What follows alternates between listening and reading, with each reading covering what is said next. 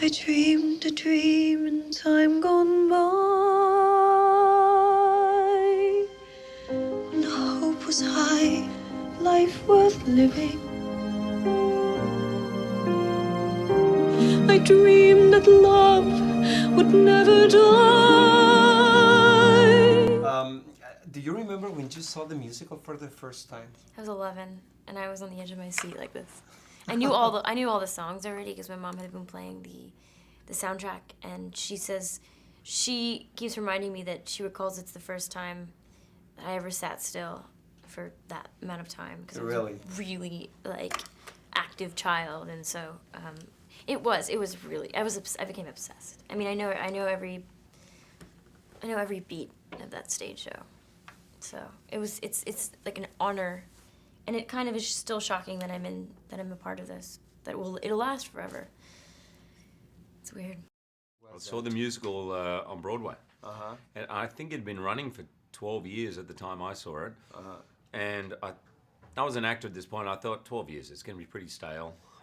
And I was amazed at how incredibly vital and fresh it was. And I think I now know why. The material is just so good. You can't do it in remote control, you know. You have to, on autopilot, you just have to open yourself up to it. I was 7 years old, and my mom played the factory girl, and I remember seeing it. And the thing I remember mainly from the first time was being very confused why my mother was kissing someone else. And I got really scared that it meant that my parents were going to break up. But then they quickly reassured me that wasn't the case. And then the second time I saw the show, I remember it much more vividly because my mother went on as the role of Fantine, which she was the understudy for. And it just entered my soul in that moment and has never left. I was 7 years old.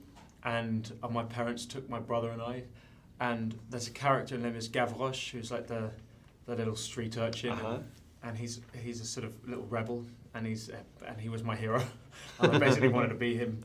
And I look at when we were making the film, Daniel, who plays Gavroche, I still wanted to be him, and then when I saw the film, I still want to be him. Although I feel very privileged to be part of Les Mis, I still wish I could be Gavroche. It's a scene stealer part, he's no? Oh, he's so good. I dreamed that God would be forgiving, but the tigers come at night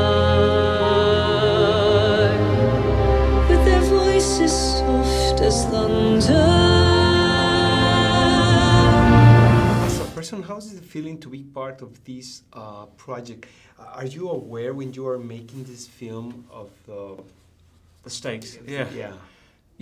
We were aware that a lot of people love it, and we were aware of that because we all loved it. Every actor had a story about when they'd first seen it or what they'd enjoyed, and we just cared so passionately that it's taken 27 years for the musical to be put on film, and we didn't want to mess it up. So I don't know if we were very aware that the stakes were high, and although it was an epic scaled project, though it was a passion project for everyone involved. It's daunting. There is pressure.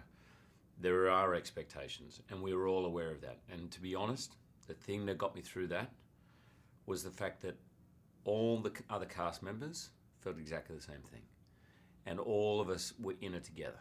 And all of us we shared our vulnerabilities, we shared these fears with each other, and then we kind of all together went, okay, now we've really got to kind of do everything we can, leave no stone left unturned, you know?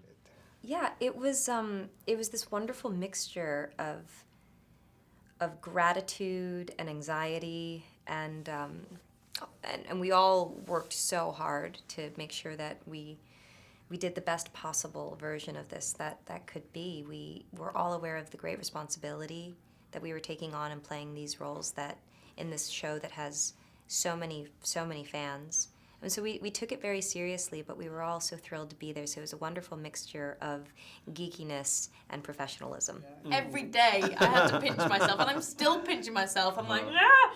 I was actually sat in the theatre for only a few days ago, the first time I watched the film, and I was sat with Eddie Redmayne next to me, and we were like, we're both Les Mis geeks, but we were like this. I just couldn't stop hitting him, and he was like, just pinching my arm, and we were just like, just so excited about this film. I'm just, yeah, I mean, one, it's so special for me because it's my first film, but two, to be doing it with something like Les Misérables, which is so close to my heart, it feels really overwhelming, but in an amazing way. I had a dream my life would be so different from this hell I'm living, so different now from what it seemed. Oh. It's quite incredible. When I was seeing the movie yesterday, it seems so contemporary, you know? It's unbelievable, yeah. I mean, Tom Hooper was keen to, as we say, to go back to the book and to weave.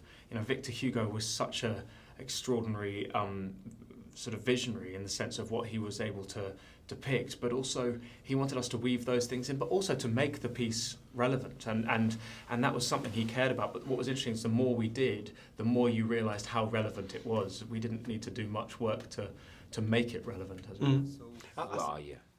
I think it's so relevant. I mean, what Victor Hugo wrote about is incredibly relevant. I mean, I'm literally staying in a hotel here, and there's still remnants of the Occupy Wall Street protests outside, and I thought, well, you know, in our story, there's sort of this French Revolution, what's post-French Revolution, but these group of students who believe so much, and the rest of Paris is not really joining them at this early point, you know. And I thought, oh, you know, this stuff just exists all the way around the world, you know. There is inequity and there is injustice. What happens to Fontaine? Many women still live in sexual slavery. Children, you know, still being used for child labour. I mean, many of the social political issues that Hugo was talking about completely existed. Life has killed a dream.